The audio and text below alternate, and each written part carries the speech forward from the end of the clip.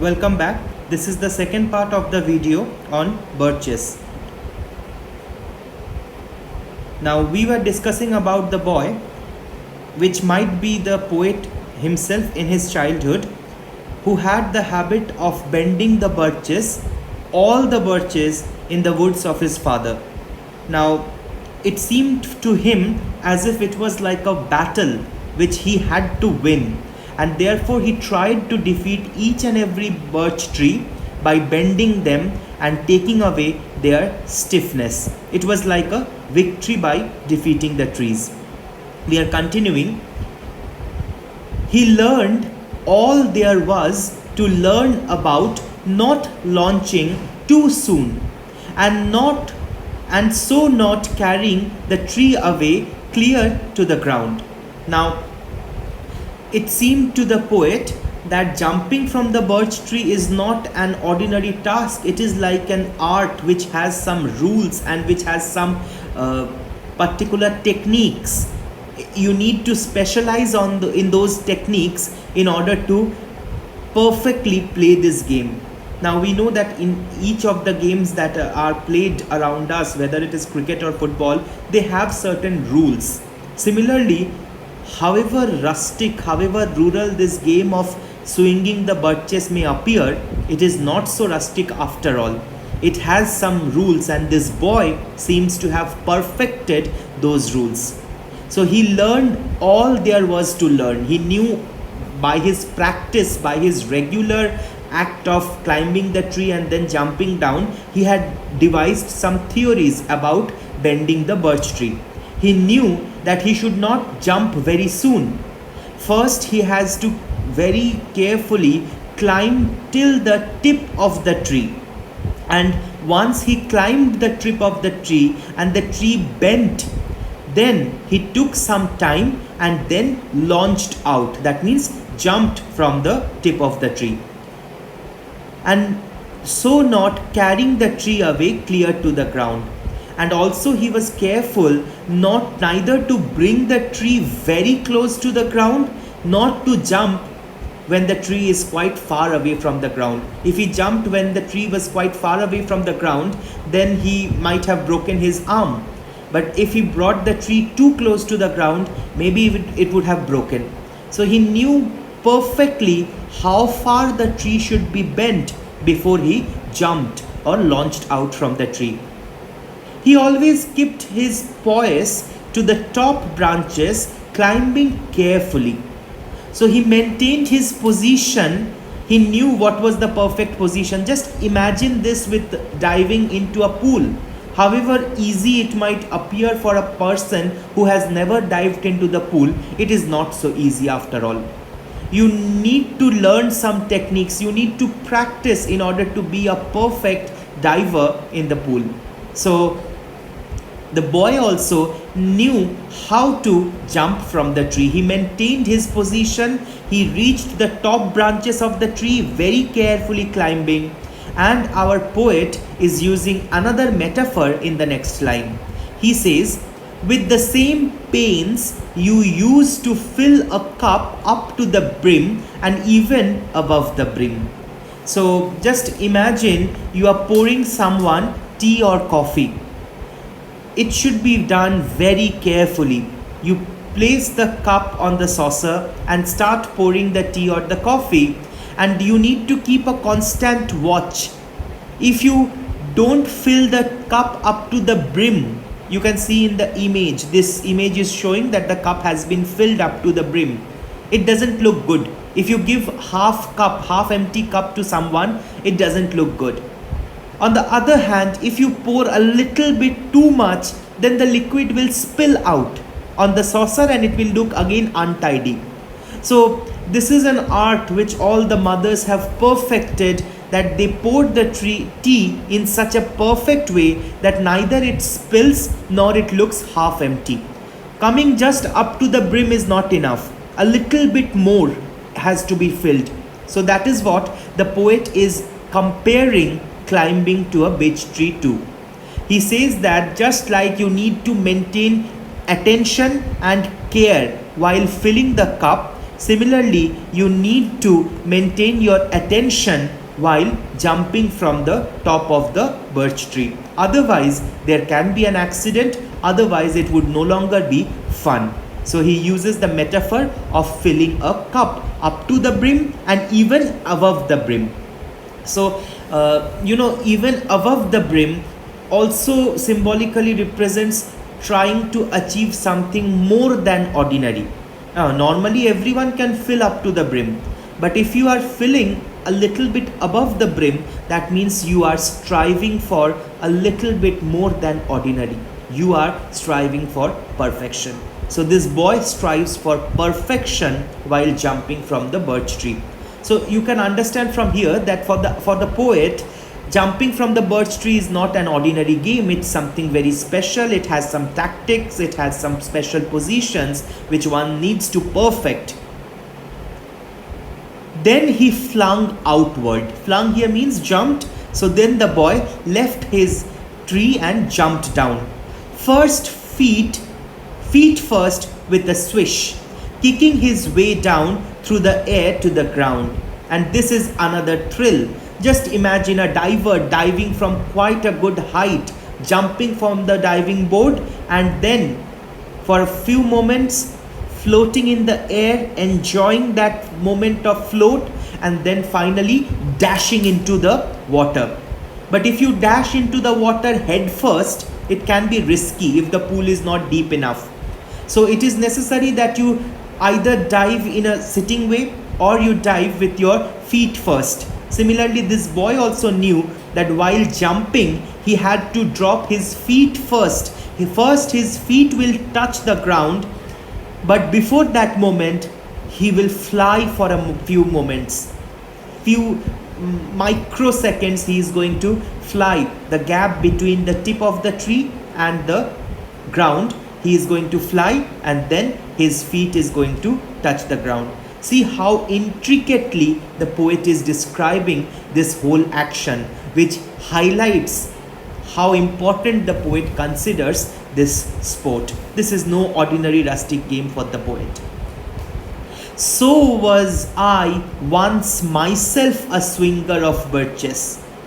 Finally, the poet is establishing, I told you earlier only, I revealed the suspense, but here the poet himself is establishing the fact that this boy was none other than he himself, because just like that, he himself had been a perfect swinger of birches. Because he grew up in the frontiers, in the countryside, because he had the free woods to him and he had no other companion, he enjoyed swinging the birches. He considered them as his friends and he played with them. And so I dream of going back to be. So this is very common. Many times we have heard adults say that the days of childhood were the sweetest, and oh, if I could go back to those beautiful days. So our poet also desires to return to those beautiful days of his childhood. Why does he wishes to return? Let's read and find out. It's when I am weary of considerations. So when he feels tired of all the difficulties of his life, of all the important hard decisions he has to make in his adulthood. In your childhood, you have your parents over your head, you have your elders to guide you. You know, you can just leave yourself in their hands and you know that I am in safe hands. They will never lead me to any destruction. They would always try to do what is good for me. So you trust them, you let yourself be driven by your parents. But when you get growing, you gradually realize that decisions are to be made by yourself.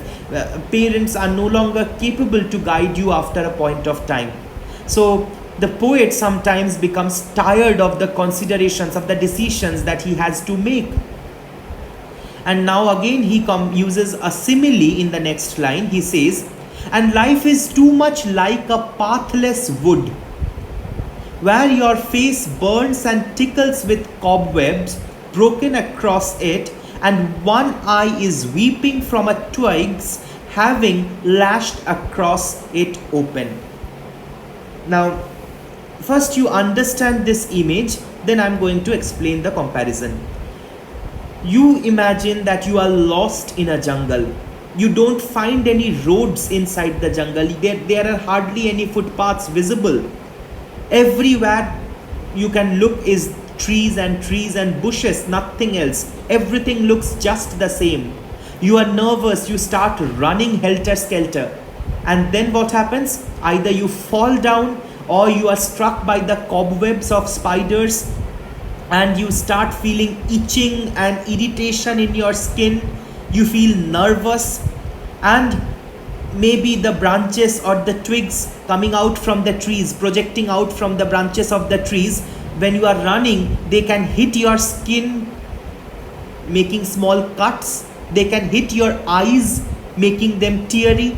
So this is the image that the poet is trying to describe. A person caught within a forest. A person trying to frenetically, madly escape out of the forest, running here and there, but not getting the way out.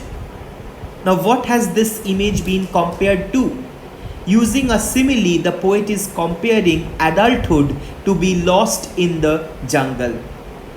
Now, this is very contrary, opposite, I should say, of what we expect in our childhood. We always expect in our childhood that once we grow up, we start seeing things better. We start realizing things better.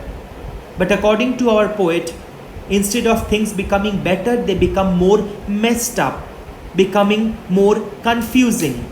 So life in the adulthood is compared to a life in a jungle, which is having no road to move forward. You don't know which way you should go, which direction you should go to come out from the mess of life. While you are struggling to come up, you are struck by difficulties and challenges represented by the cobwebs, by the twigs. It makes you cry, just like the twigs cutting in your skin or cutting through your eyes causes you. So the poet has used a beautiful simile to compare the challenges, the difficulties of adulthood to a person lost in a jungle, not knowing what to do. The only difference is that this is not the real jungle, this is the metaphoric jungle, the symbolic jungle, the jungle of challenges that is all around us in our adult life. I would like to get away from earth a while and then come back to it and begin over. These two lines are very, very important. So our poet says that he wants to take a break.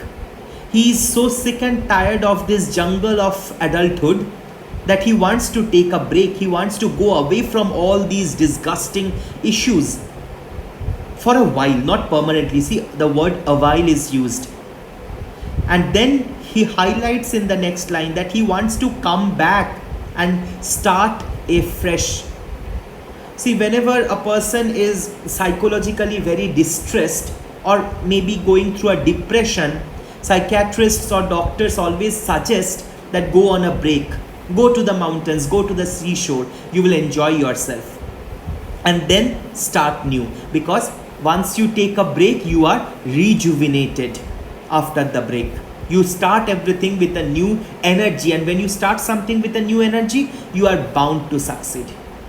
So our poet also says that I am sick and tired of this busy schedule of my life, to this boring activities that I have been doing every day. I want to take a break, a short break, get rejuvenated, relaxed, and then come back. But then immediately in the next line he clarifies, may no fate willfully misunderstand me and half grant what I wish and snatch me away not to return. These lines simply mean that the poet says, no, I am not telling that I want to die. May the God of fate, destiny, should not misunderstand me. Maybe they can misunderstand me willfully. They know what I want deep inside my heart. But instead of granting my heart's wish to take a break from life, it can give me something half, something incomplete, and permanently take me away from the world. kill me. No, I don't want to die. This earth is so beautiful. I know despite its difficulties and challenges, I want to come back to this earth and start anew. So therefore, I don't want destiny to grant my wish half-heartedly. I want destiny to grant me a break for a temporary span, not a permanent release from this beautiful earth.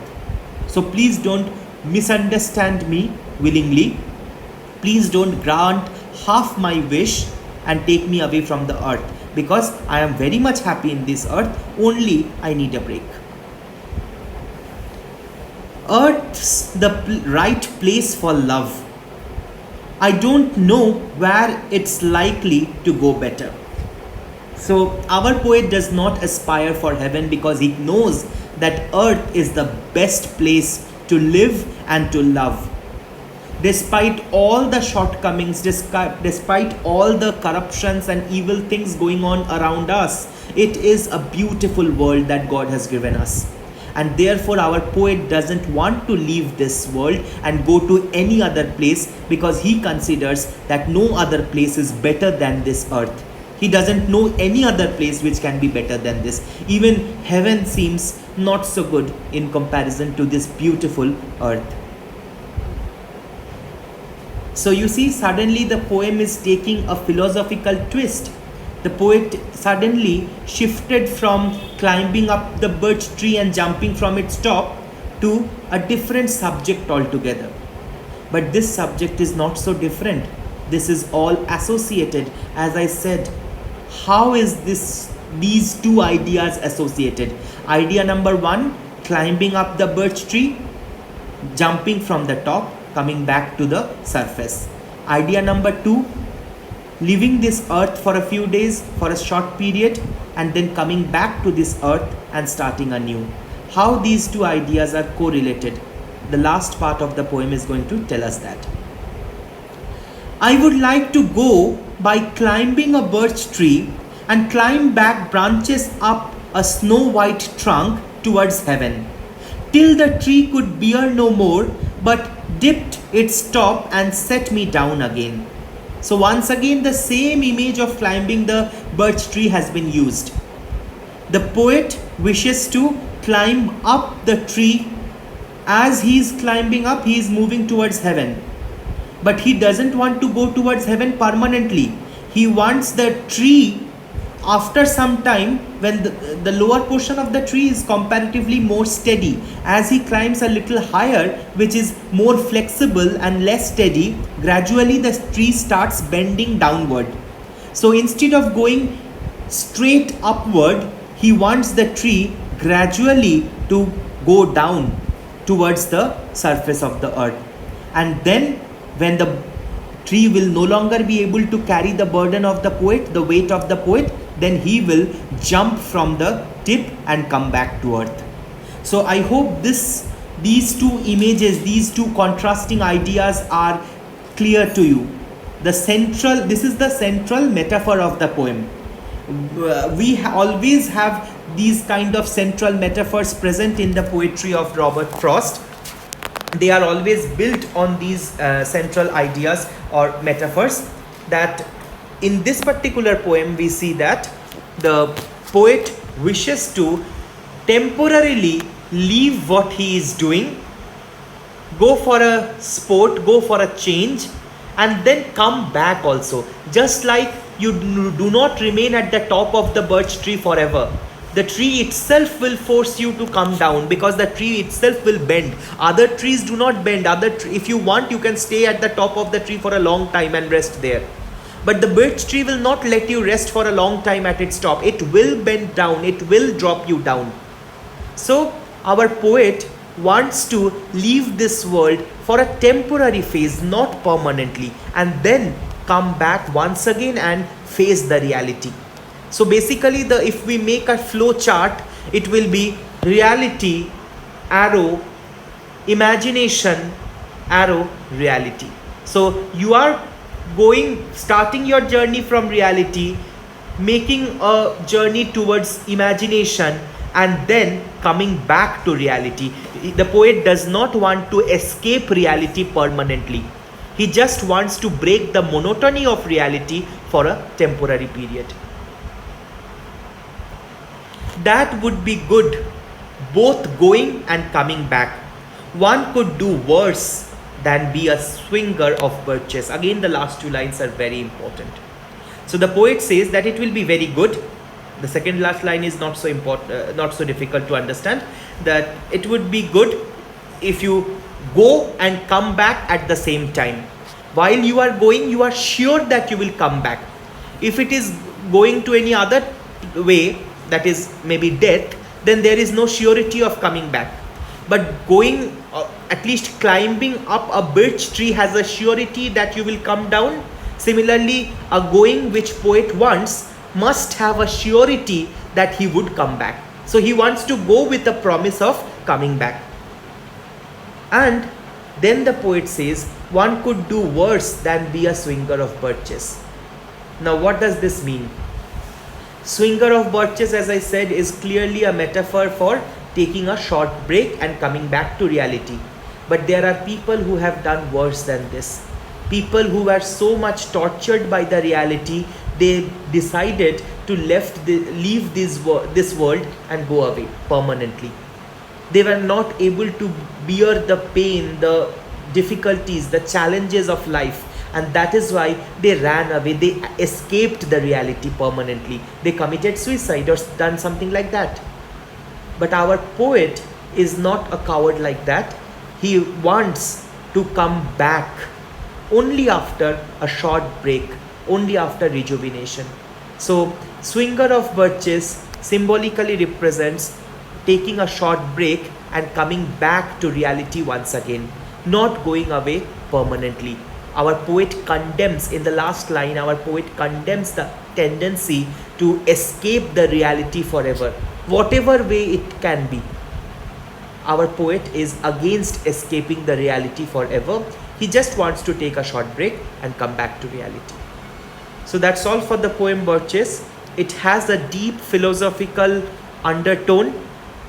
Apparently, it is a simple poem about a rural sport that is very common in the countryside of America, but the poet gives altogether a new meaning to this idea, and that is the speciality of Robert Frost.